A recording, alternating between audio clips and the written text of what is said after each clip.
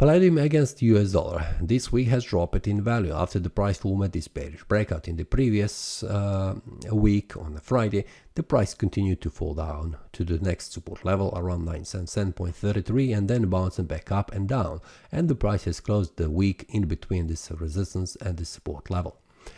Weekly time frame shows me continuation of this bearish pin bar which has been formed, and this week the price has the previous week the price formed this bearish candle, continued with this week forming this also bearish candle, reaching the first support level which was also mentioned in the previous week analysis.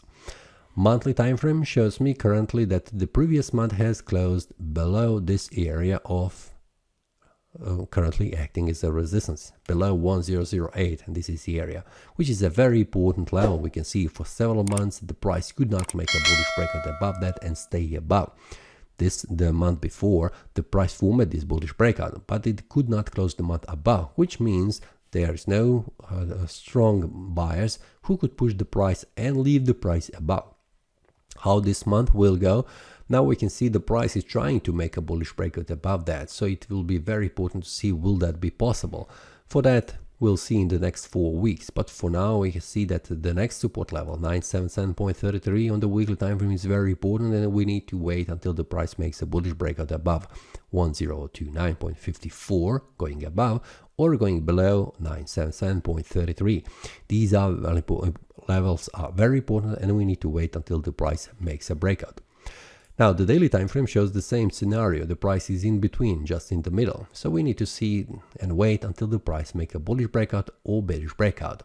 This is something special visible and also much more clearly visible on the 4-hour time frame and 1-hour time frame. So if you would like to get this analysis every day on the smaller levels, feel free to check the trading community I am sharing, which will be also only special for you and also for other traders to see more details when the price makes a bullish or bearish breakout, and then we'll see where the price will go during that day and also for the rest of the week.